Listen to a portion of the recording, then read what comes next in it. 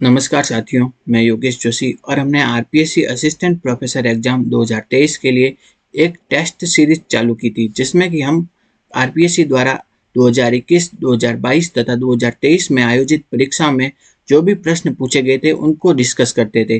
तो यह वीडियो इस टेस्ट सीरीज का 6th टेस्ट है, तो इसे शुरू करते हैं। सबसे पहले हम देखते हैं राजस्थान राजस्थान सरकार ने असंगठित क्षेत्र के पंजीकृत श्रमिकों एवं स्ट्रीट वेंडर्स के किस योजना के तहत आर्थिक राहत पहुंचाने का बड़ा निर्णय लिया है। तो वो योजना कौन सी है? वह चिरंजीवी श्रमिक संबल योजना। कौन सी है? चिरंजीवी श्रमिक संबल योजना। तो उसके अंतर्गत श्रमिकों को तथा स्ट्रीट वेंडर को लाभ मिला है। तो इसके बारे में देख लेते हैं चिरंजीवी श्रमिक संबल योजना के बारे में। यह योजना कब चालू हुई थी? 2023 में। इसके जो लाभार्थी कौन है? वो है पंजीकृत श्रमिक, ठीक है, श्रमिक है और स्ट्रीट वेंडर, इन दोनों को इसका लाभ मिलता है। इन दोनों के अलावा इनके परिवार के 25 से 60 वर्ष के सदस्यों को भी इसका लाभ मिलता है।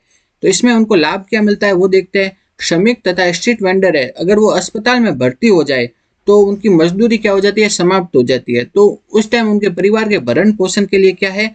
अधिकतम 7 दिन के लिए प्रतिदिन 200 रुपए के हिसाब से उनके खाते में जमा कराया जाता है। अगर कोई श्रमिक या स्ट्रीट वेंडर अस्पताल में भर्ती हो जाता है तो उनकी मजदूरी नहीं हो पाती, तो उनके जो परिवार को भरण पोषण के लिए राज्य सरकार द्वारा क्या है, अधिकतम कितने दिन के लिए? 7 दिन के लिए, और प्रतिदिन कितने? 200 रुपए के हिसाब से उनके खाते में जमा कराया जाता है। किस योजना के तहत? वह मुख्यमंत्री चिरंजीवी श्रमिक संबल योजना के तहत, ठीक है। इस योजना के तहत क्या है, इस योजना का लाभ पाने के लिए न्यूनतम 24 घंटे अस्पताल में भर्ती होना आवश्यक है।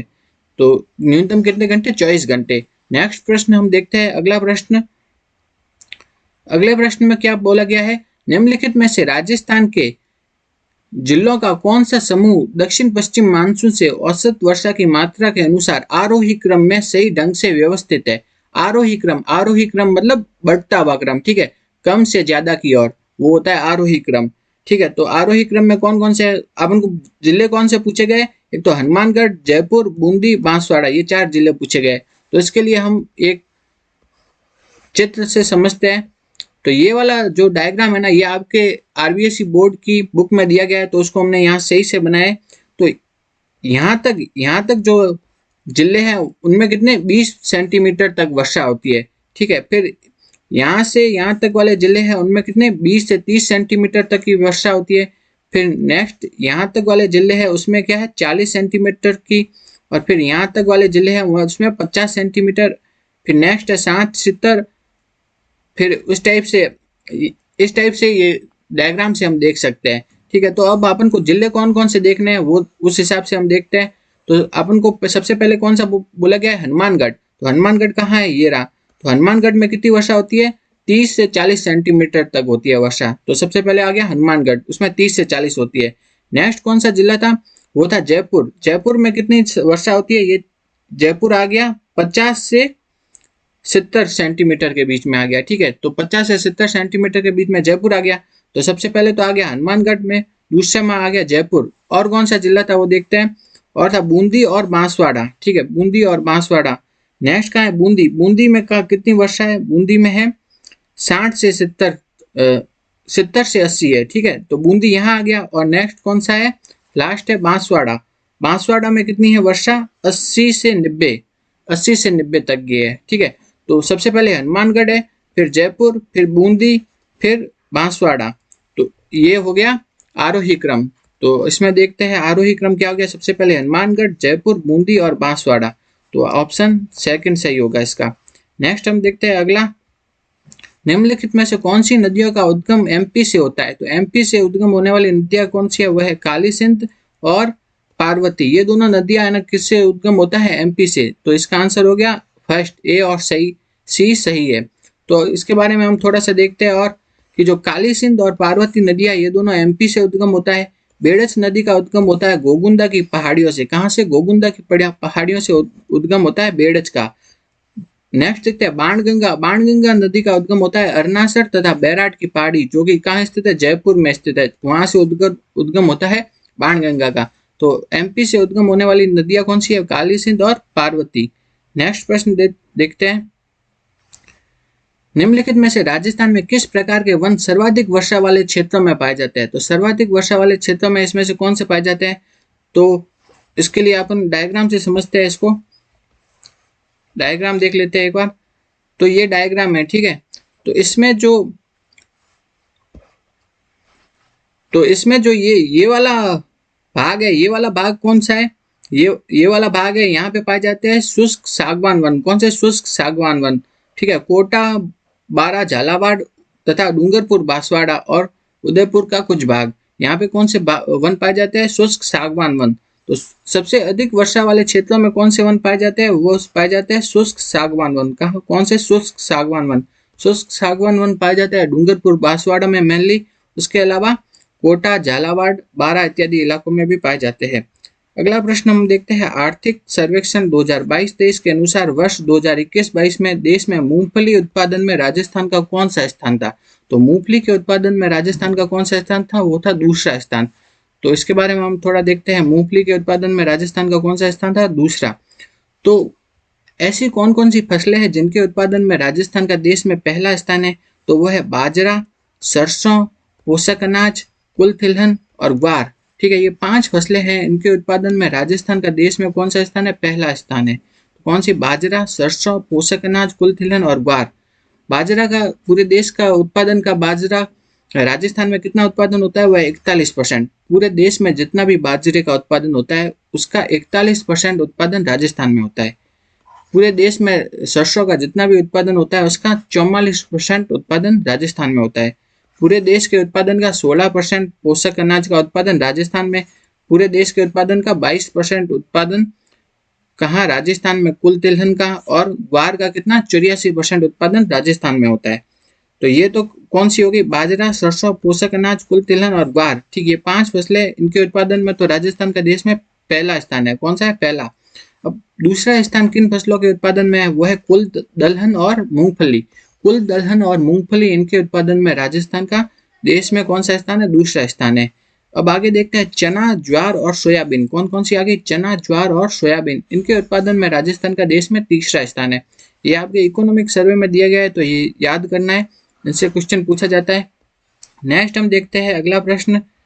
राजस्थान में स्थित वागड़ नामक उबड़ खाबड़ सतह एवं विच्छेदित स्थलाकृति किस नदी कार्य के द्वारा निर्मित है? ठीक है, तो वागड़ जो निर्मित है वो कौन सी नदी के द्वारा है? माही नदी के द्वारा। ठीक है, माही नदी के द्वारा क्या है? वागड़ स्थलाकृति बनी है। नेक्स्ट हम देखते हैं अगला प्रश्न कि जनगणना 2011 के अनुसार 2001 से 2011 तक सर्वाधिक शहरी दशकीय जनसंख्या वृद्धि दर राजस्थान के किस जिले में पाई गई है? तो इसमें पूछा गया है शहरी वर्ड दिया गया है। ठीक है, तो शहरी जनसंख्या वृद्धि दर सर्वाधिक किस जिले की है? वो है अलवर की। किसकी? अलवर की जो जनसंख्या वृद्धि दर सर्वाधिक है। कौन सी? शहरी वाली। तो इसके बारे में हम थोड़ा सा देख लेते हैं क्या है कि जो राजस्थान की दशकीय जनसंख्या वृद्धि दर कितनी रही है? वह 21.3%। सबसे अधिक जनसंख्या वृद्धि दर वाला जिला है वो है बाड़मेर, जिसकी जनसंख्या वृद्धि दर है 32% लगभग। सबसे कम दशकीय जनसंख्या वृद्धि दर वाला जिला है गंगानगर, जिसकी जनसंख्या वृद्धि दर है 10%। ये वाला क्वेश्चन RS 2023 में भी पूछा गया है अभी। ये तो हो गया जिले वाइज। अब हम देखते हैं सर्वाधिक शहरी जनसंख्या वृद्धि दर वाला जिला वो है अलवर, और सबसे कम शहरी जनसंख्या वृद्धि दर वाला जिला है डूंगरपुर। सबसे कम शहरी जनसंख्या वृद्धि दर वाला जिला है डूंगरपुर। नेक्स्ट हम देखते हैं सर्वाधिक ग्रामीण जनसंख्या वृद्धि दर वाला जिला कौन सा है? वो है जैसलमेर। और सबसे कम ग्रामीण जनसंख्या वृद्धि दर वाला जिला है कोटा। कौन सा है? कोटा। तो ये जनसंख्या वृद्धि दर से संबंधित है, तो इसको थोड़ा याद करना पड़ेगा। नेक्स्ट हम देखते हैं अगला प्रश्न। निम्न में से कौन सा उद्योग सम्मिलित नहीं है? कौन सा सम्मिलित नहीं है वो पूछा गया है। हाईटेक ग्लास के उद्योग धौलपुर में, सही है। सफेद सीमेंट के उद्योग नीमबाहेड़ा में, नहीं, ये नहीं है। टायर ट्यूब के उद्योग अलवर में, सही है। पॉलीमर के उद्योग शाहपुरा में, ये भी सही है। सफेद सीमेंट के उद्योग नीमबाहेड़ा में नहीं है। सफेद सीमेंट के उद्योग कहाँ पे है? एक तो है गोटन नागौर और दूसरा है खारिया खंगार जोधपुर में। ठीक है, तो राजस्थान में सफेद सीमेंट के उद्योग कहाँ है? गोटन नागौर में, दूसरा खारिया खंगार जोधपुर में स्थित है। गोटन नागौर में तो JK वाइट सीमेंट की कंपनी है, और जो खारिया खंगार जोधपुर में है बिरला वाइट सीमेंट की कंपनी है। ठीक है, तो अगला प्रश्न हम देखते हैं। नेक्स्ट प्रश्न है कि कौन सा सुमेलित नहीं है, गलत सुमेलित बताना है। सालम सिंह की हवेली जैसलमेर में, ये बात सही है। जसवंतरा जोधपुर में, ये भी सही है। अर्थुना मंदिर डूंगरपुर में नहीं, अर्थुना मंदिर कहाँ स्थित है? बांसवाड़ा में स्थित है। कहाँ? बांसवाड़ा में। त्रिपुरा सुंदरी मंदिर बांसवाड़ा में, ये भी सही है। तो गलत सुमेलित करना था, तो ऑप्शन कौन सा हो गया? थर्ड।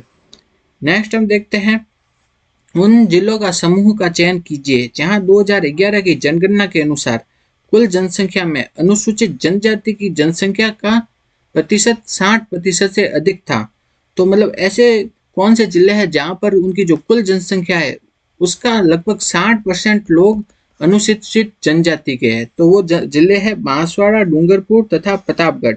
इन जिलों की जनसंख्या है कुल, उसका 60% लोग अनुसूचित जनजाति के हैं। कौन से? बांसवाड़ा, डूंगरपुर और प्रतापगढ़ जिले की। नेक्स्ट देखते हैं, खेरी और लोही किसकी नस्ल है? तो खेरी तो किसकी नस्ल है? भेड़ की नस्ल है। और लोही किसकी नस्ल है? वो है बकरी की। तो इसका ऑप्शन सही हो गया फोर्थ। खेरी तो है भेड़ की और जो लोही है वो बकरी की। तो इसके बारे में थोड़ा हम देख लेते हैं। भेड़ की प्रमुख नस्लें कौन कौन सी है? खेरी, नाली, चोकला। चोकला को क्या भी कहा जाता है? भारतीय मेरिनो। इससे उत्तम किस्म का ऊन प्राप्त होता है और ये शेखावटी में मिलती है। नेक्स्ट हो गई पूगल।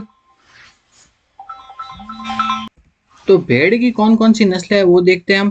भेड़ की नस्ल है खेरी। खेरी किसकी नस्ल है? भेड़ की। नाली किसकी है? भेड़ की। चोकला को क्या कहते हैं? भारतीय मेरिनो। वो उत्तम किस्म का ऊन प्राप्त होता है उससे, वो भी किसकी नस्ल है? भेड़ की। ये शेखावटी में मिलती है। पूगल किसकी नस्ल है? भेड़ की नस्ल है। मगरा किसकी नस्ल है? भेड़ की। सोनाड़ी या चनोथर, ये भी किसकी नस्ल है? भेड़ की। मालपुरी किसकी नस्ल है? भेड़ की। तथा बागड़ी किसकी नस्ल है? भेड़ की। ये सब नस्लें किसकी है? भेड़ की है। अब हम बकरी की नस्लें देखते हैं। बकरी की नस्लें कौन कौन सी है वो देखते हैं। लोही किसकी नस्ल है? लोही नस्ल है बकरी की। कौन सी? लोही। ठीक। बरबरी किसकी है? बकरी की। जमनापुरी किसकी है? बकरी की। सिरोही बकरी की। जखराना नस्ल है बकरी की। जरवाली किसकी नस्ल है? बकरी की। बडवारी नस्ल है बकरी की। और शेखावटी, ये भी किसकी नस्ल है? बकरी की। ठीक है। नेक्स्ट हम अगला प्रश्न देखते हैं। अगले प्रश्न में देखते हैं कि कौन सा पर्वत जालोर पर्वतीय क्षेत्र में नहीं है? तो रोजा भाकर जालोर में है, झालोरा पहाड़ जालोर में है, इसराना पहाड़, ये तीनों जालोर में है। ठीक है। गोगुंदा अपन को पता है कहाँ है, वह है राजसमंद उदयपुर इलाके में है, मेवाड़ में है। तो जालोर में कौन सा नहीं हो गया? Fourth option. अगला प्रश्न हम देखते हैं। नेक्स्ट प्रश्न है, वाकल तथा सई धारा के मिलने से जो नदी बनती है उसका नाम क्या है? तो वो बनती है साबरमती नदी। ऐसा भी बोल सकते हैं कि वाकल और सई किसकी सहायक नदियां हो गई? वो है साबरमती की। कौन सी? साबरमती। अगला प्रश्न देखते हैं, सुमेलित करना है। ठीक है। तो झीलें हैं और उससे संबंधित जिले हैं उनको सुमेलित करना है। तो नवलखा झील कहाँ स्थित है? बूंदी में। ताल छापर कहाँ स्थित है? चूरू में। तालाब शाही कहाँ है? धौलपुर में। पचपदरा कहाँ है? बाड़मेर में। तो इसके हिसाब से ऑप्शन कौन सा हो जाएगा? फर्स्ट ऑप्शन सही होगा। पहले का दूसरा, बी का क्या हो गया? चौथा, और सी का क्या हो गया? पहला, और डी का तीसरा। नेक्स्ट हम देखते हैं अगला प्रश्न, निम्नलिखित में से कौन सा न्यूनतम औसत वार्षिक वर्षा प्राप्त करता है? ठीक है। तो न्यूनतम औसत वार्षिक वर्षा प्राप्त करने वाला जिला कौन सा हो गया इसमें? नागौर। तो ये उसी जो हमने अभी चित्र देखा था उससे हम वापस देखेंगे कि कैसे। तो नागौर कहाँ है? यहाँ पर है। ठीक है। इन सब में से नागौर कहाँ है? इधर। और दूसरे जिले कौन से हैं? दौसा, चित्तौड़ और उदयपुर। तो दौसा, चित्तौड़ और उदयपुर। दौसा तो कहाँ आ गया? ये आ गया। चित्तौड़ कहाँ आ गया? यहाँ पे। और उदयपुर कहाँ है? यहाँ। तो इसमें से सबसे इधर वाली साइड कौन सा है? लेफ्ट साइड, वो है नागौर। तो नागौर में सबसे कम वर्षा हो गई।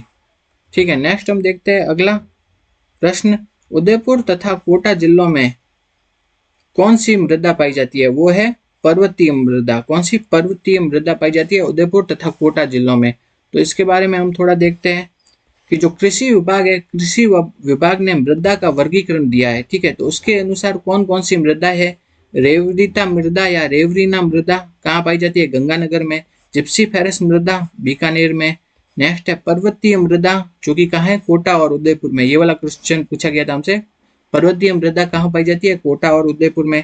धूसर मिट्टी वो पाई जाती है जालोर, पाली, नागौर तथा अजमेर तथा सिरोही में पाई जाती है। नेक्स्ट है कि लाल लोमी मिट्टी डूंगरपुर बांसवाड़ा में। कैल्सी ब्राउन मिट्टी पाई जाती है वो जैसलमेर और बीकानेर में। कहाँ पाई जाती है कैल्सी ब्राउन? जैसलमेर बीकानेर में। साई रोजक्स मिट्टी पाई जाती है गंगानगर में। नवीन जलोढ़ मृदी नवीन जलोढ़ भूरी मृदा ये कहाँ पाई जाती है? ये पाई जाती है अलवर तथा भरतपुर सवाई माधोपुर इलाकों में पाई जाती है। तो ये कृषि विभाग द्वारा दिया गया जो वर्गीकरण है उससे ये क्वेश्चन होगा कि उदयपुर कोटा जिलों में पाई जाती है वो है पर्वतीय मृदा। अगला प्रश्न हम देखते हैं। अगले प्रश्न में बोला गया है वन विभाग राजस्थान के प्रशासनिक प्रतिवेदन 2022-23 के अनुसार किन जिलों के समूह का चयन कीजिए जहां 2021 के आकलन के अनुसार वनावरण उनके भौगोलिक क्षेत्र का 10% से अधिक है। ऐसे जिले बताने हैं जहाँ के उनका जो वनावरण है ना उनके कुल भौगोलिक क्षेत्रफल का 10% से अधिक है। तो वो जिले कौन कौन से है वो देखते हैं। तो वो जिले हो गए, ये सभी जिले हैं जहाँ पर कि उनका वनावरण है उनके कुल क्षेत्रफल का 10% से अधिक है। तो सबसे पहले नंबर पे जिला आ गया उदयपुर। उदयपुर के 23.4% क्षेत्रफल है पर क्या है पाया जाता है वनावरण। कुल क्षेत्रफल के कितने 23.4% क्षेत्रफल पर वनावरण पाया जाता है उदयपुर में। दूसरे नंबर पे आ जाएगा प्रतापगढ़ जिसमें 23.2% क्षेत्रफल पर वनावरण पाया जाता है। नेक्स्ट है सिरोही तीसरे नंबर पे जिसमें कि 17.4% क्षेत्रफल पर वनावरण पाया जाता है। तो ये सभी उनकी लिस्ट है कौन कौन से आ गए जिनमें कि उनके कुल क्षेत्रफल का 10% से अधिक क्षेत्रफल पर वनावरण है वो जिले आ गए उदयपुर, प्रतापगढ़, सिरोही, करौली, बारां, अलवर, धौलपुर, चित्तौड़, राजसमंद, कोटा तथा सवाई माधोपुर ये सब जिले आ गए। ठीक है, तो उसके हिसाब से इस टेबल को देख करके बताएंगे कौन कौन से जिले आ गए। राजसमंद, करौली और धौलपुर। इसका आंसर क्या होगा? राजसमंद, करौली और धौलपुर। इन जिलों में 10% से अधिक वनावरण है। नेक्स्ट देखते हैं कि सबसे अधिक तथा सबसे कम महिला पूछा है। ठीक है, सबसे अधिक तथा सबसे कम महिला साक्षरता प्रतिशत जनगणना 2011 के अनुसार निम्न में से किन जिलों के युग में पाई जाती है। तो महिला साक्षरता सबसे अधिक और सबसे कम कहाँ की थी वो बताना है। तो उसके लिए हम देखते हैं कि तो साक्षरता सबसे अधिक साक्षरता किस जिले की थी? वो थी कोटा की। और सबसे कम साक्षरता थी वो थी जालोर की।